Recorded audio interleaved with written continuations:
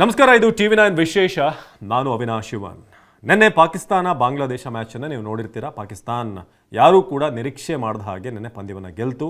ಅದು ಕೂಡ ಪಾಕಿಸ್ತಾನ ಓಪನ್ ಮಾಡಿದಂಥ ರೀತಿ 60 ರನ್ನಿಗೆ 5 ವಿಕೆಟನ್ನು ಕಳ್ಕೋತಾರೆ. ಅದಾದಮೇಲೆ 100, 20, 30 ಟಾರ್ಗೆಟನ್ನು ಕೊಡ್ತಾರೆ. ಸೊ ಅದಾದಮೇಲೆ 36 ಟಾರ್ಗೆಟ್ ಇತ್ತು, 136. ಆಮೇಲೆ ಬಾಂಗ್ಲಾ ಆಡಿದಂಥ ರೀತಿ ಅವರು ಮ್ಯಾಚನ್ನು ಸೋತರು. ಇದೆಲ್ಲವನ್ನು ಕೂಡ ನೀವು ನೋಡಿದ್ದೀರಾ.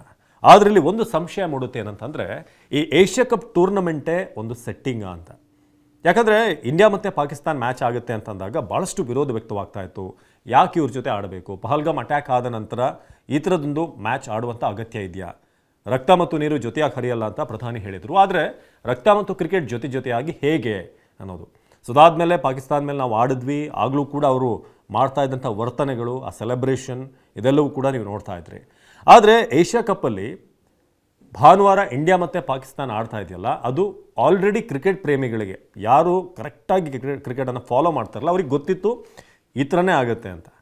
ಇವರು ನಂಬರ್ 1 ಇಂಡಿಯಾ ಮತ್ತು ಪಾಕಿಸ್ತಾನ ನಡುವೆ ನಾವು ಬೈಲ್ಯಾಟ್ರಲ್ ಆಡಲ್ಲ, ಅಂದರೆ ಎರಡೇ ರಾಷ್ಟ್ರ ಇರುವಂಥ ಮ್ಯಾಚ್ಗಳನ್ನು ನಾವು ಆಡಿಸಲ್ಲ ಅಂತ BCCI ಸ್ಪಷ್ಟವಾಗಿ ಹೇಳಿದೆ. ಭಾರತ ಸರ್ಕಾರ ಕೂಡ ಹೇಳಿದೆ. ಆದರೆ ಕರೆಕ್ಟಾಗಿ ಏಷ್ಯಾ ಕಪ್ ಅಂತ ಟೂರ್ನಮೆಂಟಲ್ಲಿ ಒಂದೇ ಗ್ರೂಪಲ್ಲಿ ಇಂಡಿಯಾ ಪಾಕಿಸ್ತಾನ ಆಗ್ತಾರೆ. ಯಾಕಂದರೆ ಇವ್ರಿಗೆ ಗೊತ್ತು ಇಂಡಿಯಾ ಪಾಕಿಸ್ತಾನ ಮ್ಯಾಚ್ಗೆ ಅಷ್ಟು ಜನ ನೋಡುವಂಥ ವ್ಯೂವರ್ಶಿಪ್ ಇದೆ, ಅಷ್ಟು ಕಮರ್ಷಿಯಲ್ಸ್ ಬರುತ್ತೆ, ಇವರಿಗೆ ಒಳ್ಳೆ ದುಡ್ಡು ಬರುತ್ತೆ ಅಂತ. ಹಾಗಾಗಿ ಒಂದೇ ಗ್ರೂಪಲ್ಲಿ ಎರಡೂ ಟೀಮನ್ನು ಹಾಕ್ತಾರೆ. ಅದನ್ನು ಭಾನುವಾರನೇ ಬೀಳೋ ಥರ ಮ್ಯಾಚನ್ನು ಕೂಡ ರೆಡಿ ಮಾಡ್ತಾರೆ. ಆಯಿತು, ಅದಾದಮೇಲೆ ಅದೇನೋ ಲೀಗ್ ಮ್ಯಾಚ್ ಅಂತ ನೀವು ಅಂದ್ಕೊಂಡ್ರಿ. ಸೂಪರ್ 4 ನೆಕ್ಸ್ಟ್ ರೇಂಜ್ ಒಂದು ಲೆವೆಲ್ ಬರುತ್ತೆ. ಅಲ್ಲೂ ಕೂಡ ಕರೆಕ್ಟಾಗಿ ಇಂಡಿಯಾ ಪಾಕಿಸ್ತಾನ ಮ್ಯಾಚ್ ಬೀಳೋ ಥರನೇ ಭಾನುವಾರನೇ ಬರೋ ಥರ ಇವರು ಪ್ಲ್ಯಾನ್ ಮಾಡಿಕೊಂಡು ಅಲ್ಲೂ ಕೂಡ ಹಾಕಿದ್ದಾರೆ. ಅದು ಓಕೆ, ಆಯಿತು, 2 ಮ್ಯಾಚ್ ಆಯಿತು. ಈಗ ಫೈನಲ್ ಕೂಡ ಭಾನುವಾರ. ನಾವು ನೆನ್ನೆ ಬಾಂಗ್ಲಾದೇಶ್ ವಿನ್ ಆಗುವಂಥ ಸಿಚುವೇಷನಲ್ಲಿತ್ತು. 136 ಟಾರ್ಗೆಟ್ ಇತ್ತಲ್ಲ, ಅದಾದಮೇಲೆ ಏನು ತಲೆ ಹೋಗುವಂಥ ಸ್ಕೋರ್ ಅಲ್ಲ ಅದು. 180 ರನ್ ಇದ್ದಾಗ ನೀವು ಶಾಟ್ಗಳನ್ನು ಹೊಡಿಬೇಕು. ಇವರು ಪ್ರತಿಯೊಂದು ಶಾಟ್ ಸೆಲೆಕ್ಷನ್ ಕೂಡ ಬಾಂಗ್ಲಾದೇಶವರು ಆಡ್ತಿದ್ದಂಥ ರೀತಿ ನೋಡಿದ್ರೆ ಇವರಿಗೆ ಗೆಲ್ಲುವಂಥ ಯಾವುದೇ ರೀತಿಯಂಥ ಕಮಿಟ್ಮೆಂಟ್ ಇರಲಿಲ್ಲ. 136 ಅಂತಂದರೆ ನೀವು ಸ್ವಲ್ಪ ನಿಂತು ಸ್ಟ್ಯಾಂಡ್ ಕೊಟ್ಟು ರನ್ ಗಳಿಸಿದ್ರೆ ಸಾಕು, ನೀವು ಆರಾಮಾಗಿ ಚೇಸ್ ಮಾಡ್ಬೋದಾಗಿತ್ತು. ಆದರೆ ಇದು ಹೇಗೆ ಆರಂಭದಲ್ಲೇ ದೊಡ್ಡ 6ಗಳು ಹೊಡೆಯೋಕ್ಕೆ ಹೋದರು. ಪ್ರತಿಯೊಂದು ಕೂಡ ಶಾರ್ಟ್ ಸೆಲೆಕ್ಷನ್ ನೋಡಿದಾಗ ಇವರಿಗೆ ಚೇಸ್ ಮಾಡುವಂಥ ಯಾವುದೇ ಇರಾದೆ ಕಾಣಿಸ್ಲಿಲ್ಲ. ಸೊ ಅದಾದಮೇಲೆ ಕೊನೆಯದಾಗಿ ಇಲ್ಲ, ಇವರು ಪ್ರಯತ್ನ ಪಟ್ಟರು ಅಂತ ಆಗಬೇಕಲ್ಲ, ಹಾಗಾಗಿ ಬಾಂಗ್ಲಾದೇಶ್ ಟೀಮ್ ಒಂದಷ್ಟು ಎಫರ್ಟ್ ಹಾಕ್ತು, ಬಟ್ ಮ್ಯಾಚನ್ನು ಸೋತರು. ಇದೆಲ್ಲವನ್ನು ಕೂಡ ನೋಡಿದಾಗ ಎಲ್ಲೋ ಒಂದು ಕಡೆ ಭಾರತ ಪಾಕಿಸ್ತಾನ ಫೈನಲಿ ಬರಬೇಕು, ಅದು ಕೂಡ ಭಾನುವಾರನೇ ಇದೆ ಫೈನಲ್. ಇದೆಲ್ಲವೂ ಕೂಡ ನೀಟಾಗಿ ಒಂದು ಸೆಟ್ ಮಾಡಿರೋ ರೀತಿ, ಜನರನ್ನು ಬಕ್ರಾ ಮಾಡುವಂಥ ಪ್ಲ್ಯಾನ್ ಅಂತ ಮೇಲ್ನೋಟಕ್ಕೆ ಭಾಳ ಚೆನ್ನಾಗಿ ಗೊತ್ತಾಗುತ್ತೆ. ನೀವು ಇಂಡಿಯಾ ಪಾಕಿಸ್ತಾನ ಎರಡೇ ಟೀಮ್ಗಳ ಸೀರೀಸ್ ಅಂತೂ ನೀವು ಆಡಿಸಲ್ಲ ಬೈಲ್ಯಾಟ್ರಲ್. ಅದನ್ನು ಈ ಥರ ಮಾಡಿ ನಾವು ಇಂಡಿಯಾ ಪಾಕಿಸ್ತಾನ ಮ್ಯಾಚನ್ನು ಆಡಿಸ್ಬೋದಲ್ಲ ಅನ್ನೋದು ಇದೆಲ್ಲವೂ ಕೂಡ ನೀಟಾಗಿ ಆಗಿರುವಂಥ ಸ್ಕೆಚ್.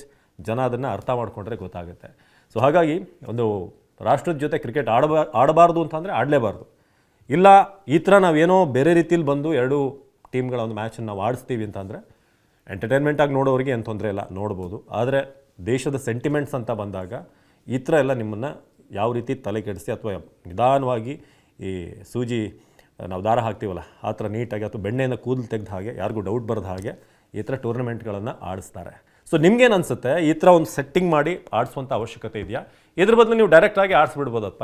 ದುಬೈಯಲ್ಲಿ ಒಂದು ನ್ಯೂಟ್ರಲ್ ಆದಂಥ ಒಂದು ಗ್ರೌಂಡನ್ನು ಸೆಲೆಕ್ಟ್ ಮಾಡಿ ಇಂಡಿಯಾ ಪಾಕಿಸ್ತಾನ 3 ಮ್ಯಾಚ್ ಆಡಿಸ್ಬಿಟ್ರೆ ಮುಗೀತು. ನಿಮಗೆ ಮ್ಯಾಚ್ ಆಗಬೇಕು ತಾನೆ. ಸೊ ಈ ಥರ ಒಂದು ಸಿಚುವೇಷನ್ ಇದೆ. ಇದೊಂದು ಚರ್ಚೆಗೆ ಗ್ರಾಸವಾಗಿರುವಂಥ ವಿಚಾರ. ನಿಮ್ಮ ಪ್ರಕಾರ ಇದೊಂದು ಸೆಟ್ಟಿಂಗ ಅಥವಾ ಕಾಕತಾಳೀಯ? ಇಲ್ಲ, ಅದು ಹಾಗೆ ಈ ಥರ ಆಗ್ತಾ ಹೋಯಿತು. ಇಂಡಿಯಾ ಪಾಕಿಸ್ತಾನ ಮ್ಯಾಚ್ ಫೈನಲ್ವರೆಗೂ ಬಂದಿದೆ. 3 ಮ್ಯಾಚ್ ನಾವು ಆಡ್ತಾ ಇದ್ದೀವಿ. ಲಾಸ್ಟ್ ಒಂದು 15 ದಿನದಲ್ಲಿ ಪಾಕಿಸ್ತಾನ ಜೊತೆ ಇದು 3ನೇ ಮ್ಯಾಚ್. ಅಂದರೆ ಆಲ್ಮೋಸ್ಟ್ ನಿಮಗೆ ಒಂದು ಬೈಲ್ಯಾಟ್ರಲ್ ಸೀರೀಸ್ ಆಗೋಯ್ತಿಲ್ಲ.